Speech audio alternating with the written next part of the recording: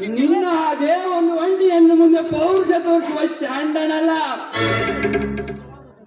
ನೀನು ನಿಜವಾದ ಗೊಂಡೆಯಾಗಿದ್ದರೆ ಮೊಟ್ಟೆ ಮೊಟ್ಟಿ ನೋಡು ಇವಳನ್ನು. ನಾಗರಾಜ, ಎತ್ತರಿಂದ ಮಾತನಾಡೋ. ನಾನು ಮನಸ್ಸು ಮಾಡಿದರೆ ಶಿವನ ಪಾದಕ್ಕೆ ಸೇರಿಸುವ ಶಕ್ತಿ ನನ್ನಲ್ಲಿದೆ. ನೋಡು, ಅದು ಅಲ್ಲದೆ ಇವಳೇನು ನಿನ್ನ ರಕ್ತ ಹಂಚಿಕೊಂಡು ಹುಟ್ಟಿರುವ ತಂಗಿಯೂ ಅಲ್ಲ, ನಿನ್ನ ಕೈ ಹಿಡಿದಿರುವ ಸತಿಯೂ ಅಲ್ಲ. ಲೇ, ನನ್ನ ತಂಗಿ ಸತಿ ಅಷ್ಟೇ ಏಕೆ, ಈ ಸಮಾಜದಲ್ಲಿರುವ ಪ್ರತಿಯೊಂದು ಹೆಣ್ಣಿನ ಮಾನ ಪ್ರಾಣ ಕಾಪಾಡುವ ನಮ್ಮ ಭಾರತ ಕರ್ತವ್ಯ. ಮರ್ಯಾದೆಯಿಂದ ಹೇಳ್ತಾ ಇದ್ದೀನಿ, ಬಂದ ದಾರಿಗೆ ಸುಂಕವನ್ನೆಂದರೆ ಹೊರಟು ಹೋದರೆ ಸರಿ. ಸತ್ತಿನ ಕೊನ್ನಿ ತುಂಬಿದ ಕಡೆ ಸರ್ಪವನ್ನು ಎದುರು ಹೋಗಿಕೊಂಡೆಯೋ ಮಗನೇ. ಇನ್ನು ಮುಂದೆ ನೋಡು ಈ ಕರ್ಮೇಂದ್ರನ ಮರ್ಮ ಮರ್ಮ ಮರ್ಮದಾಟವನ.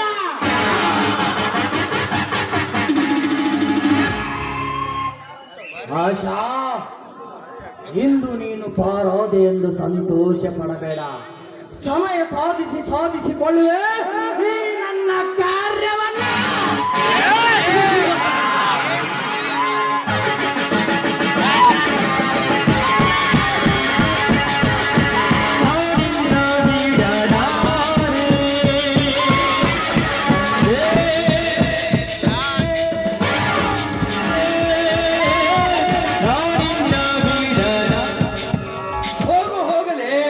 ಒಂದು ಅಂಡಿ ಹೆಣ್ಣಿನ ಮುಂದೆ ಪೌರುಷ ತೋರಿಸುವ ನೀನಂತ ಚಂಡ ಗಂಡತ್ರನ್ನು ಸಾಕಷ್ಟು ಬಂದಿದ್ದೇನೆ.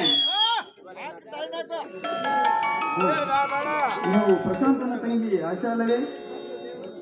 ನೋಡಿ, ಒಂಟಿಯನ್ನು ಸಿಕ್ಕರೆ ಸಾಕು, ಕಾಮದ ಕಣ್ಣು ಹಾಕುವ ಕಾಮನ್ನು ಕೊರತೆ ಇಲ್ಲ ಇಂದಿನ ಕಾಲದಲ್ಲಿ.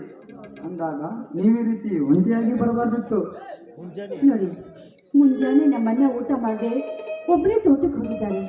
ಅದಕ್ಕಾಗಿ ಅವರಿಗೆ ಊಟ ಕೊಡೋಣ ಅಂತ ಹೊರಟಿದ್ದೆ. ಅಷ್ಟರಲ್ಲಿ ಈ ಪಾಪಿ ಬಂದ್ಬಿಟ್ಟ. ಸರಿಯಾದ ಸಮಯಕ್ಕೆ ಬಂದು ನನ್ನ ಮಾನ ಅಷ್ಟೇ ಇಲ್ಲ, ನನ್ನ ಪ್ರಾಣವನ್ನು ಕೂಡ ರಕ್ಷಣೆ ಮಾಡಿದ ನನ್ನ ಪಾಲಿನ ಪರಮಾತ್ಮರೇ ನೀವು. ಅಂತಹ ಮಾತುಗಳನ್ನಾಡಬೇಡಿ.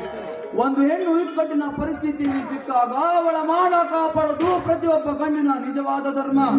ಅಂದಾಗ ಪುಣ್ಯದ ಮಾತು ಎಲ್ಲಿಂದ ಬಂತು? ನೋಡಿ, ನಾನು ಬರ್ಲ, ನನ್ ಬಂದು ತುಂಬಾ ಹೊತ್ತಾಯ್ತು. ನಮ್ಮ ಮನೆಗೆ ಹೊಟ್ಟೆ ಹಸಿವಾಗಿರ್ಬೇಕು. ನಾನು ಬರ್ತೀನಿ. ಸ್ವಲ್ಪ ಇದೆ ಆಶಾ. ಯಾಕೆ, ಏನಾದ್ರು ಕೆಲಸ ಇತ್ತಾ? ಏನಿಲ್ಲ ಆಶಾ, ನಿಮ್ಮ ಹತ್ತಿರ ಒಂದು ಮುಖ್ಯವಾದ ವಿಷಯ ಹೇಳೋದಿತ್ತು. ಅದಕ್ಕೆ ನೀವು ಒಪ್ಪುವುದಾದ್ರೆ ಮಾತ್ರ ಹೇಳುತ್ತೇನೆ. ಹೇಳಿ, ಅದೇನು ಅಂತ? ಈಗಿನ ಕಾಲದಲ್ಲಿ ಒಂದು ಒಂಟಿಯನ್ನು ಸಿಕ್ಕರೆ ಸಾಕು, ಅವಳಿಗೆ ಹಣದ ಆಮಿಷ ತೋರಿಸಿ ಅವಳ ಚೀಲದ ಜೊತೆ ಆಟ ಆಡುವ ಕೆಟ್ಟ ಗಂಡಸೆ ತುಂಬಿರುವ ಈ ಸಮಾಜದಲ್ಲಿ ಹಣದ ಆಸೆಗೆ ಬಲಿಯಾಗದೆ ಹೆಣ್ಣಿಗೆ ಶೀಲವೇ ಮುಖ್ಯ ತಿಳಿದುಕೊಂಡು ಶೀಲವನ್ನು ಕಾಪಾಡಿಕೊಂಡ ನಿಮ್ಮಂತ ಹೆಣ್ಣನ್ನೇ ನನ್ನ ಸಂಗಾತಿಯನ್ನಾಗಿ ಮಾಡಿಕೊಂಡ ನನ್ನ ಮನಸ್ಸು ಒತ್ತಿ ಒತ್ತಿ ಹೇಳ್ತಾ ಇದೆ. ಏನ್ ಮಾತಾಡ್ತಾ ಇದ್ದೀರ ನೀವು? ಬಡವರಾದ ನಾವೆಲ್ಲಿ, ಶ್ರೀಮಂತರಾದ ನೀವೆಲ್ಲಿ? ದಯವಿಟ್ಟು ಈ ವಿಷಯದಲ್ಲಿ ನನ್ನನ್ನು ಕ್ಷಮಿಸ್ಬಿಡಿ. ನೀವು ತೀರ್ಪು ನಿರ್ಧಾರ ಸರಿ ಇಲ್ಲ ಅಂತ ನನಗನಿಸ್ತಾ ಇದೆ. ನಾನು ತೆಗೆದುಕೊಳ್ಳುವ ನಿರ್ಧಾರ ಸರಿಯಾಗಿ ಇದೆ. ನಿನ್ನಂತ ಹೃದಯದ ಸದ್ಗುಣವತಿಯಾದ ಹೆಣ್ಣನ್ನೇ ಪ್ರೀತಿಸಿ ಮದುವೆಯಾಗಿ ನನ್ನ ಮನೆ ತುಂಬಿಸಿಕೊಳ್ಳಬೇಕೆನ್ನುವುದು ನನ್ನ ಆಸೆ. ಇದಕ್ಕೆ ನೀನು ನಿರಾಕರಿಸಿದ್ರು ಆಶಾ, ನಿರಾಕರಿಸಿದ್ರು. ಇಲ್ಲರಿ, ನಾನು ನಿಮಗೆ ತಕ್ಕ ಜೋಡಿ ಅಲ್ಲ. ನಿಮ್ಮ ಅಂತಸ್ತು ಬೇರೆ, ನನ್ನ ಅಂತಸ್ತು ಬೇರೆ. ಆಶಾ, ಹುಟ್ಟಿದಾಗ ಇರುವುದಿಲ್ಲ ಹೆಸರು, ಆಗ ಇರುವುದು ಬರೀ ಉಸಿರು. ಸತ್ತಾಗ ಇರುವುದಿಲ್ಲ ಉಸಿರು, ಆಗ ಉಳಿಯುವುದು ಬರೀ ಹೆಸರು. ಅಂದಾಗ ಈ ಆಸ್ತಿ ಅಂತಸ್ತು ಸ್ಥಾನಮಾನಗಳಿಗೆ ಬೆಲೆ ಕೊಡುವ ನಿಮ್ಗಿಂತ ಗುಣ ಮುಖ್ಯ ಆಶಾ, ಗುಣ ಮುಖ್ಯ. ನೋಡಿ, ನೀವ್ ಹೇಳೋದಕ್ಕೆ ನಾನೇನೋ ಒಪ್ಕೊಳ್ಬಹುದು, ಆದ್ರೆ ಮನೆಯಲ್ಲಿರುವ ನಮ್ಮ ತಂದೆ ನಮ್ಮ ಅಣ್ಣಂದ್ರು ಒಪ್ಕೋತಾರೋ ಇಲ್ಲೋ ಅಂತ ನನಗನ್ನಿಸ್ತಾ ಇದೆ. ಆಶಾ, ಅದರ ವಿಚಾರ ನನಗೆ ಬಿಡು. ನಾಳೆ ನಿಮ್ಮ ಮನೆಗೆ ಬಂದು ಮದುವೆ ವಿಷಯ ಬಗ್ಗೆ ಮಾತನಾಡಿ ನಿಮ್ಮ ತಂದೆ ಅಣ್ಣಂದಿರ ಒಪ್ಪಿಸುವ ಜವಾಬ್ದಾರಿ ನನ್ನದು. ಈಗಲಾದರೂ ಒಪ್ಪಿದ್ದೇನೆ ಆಶಾ.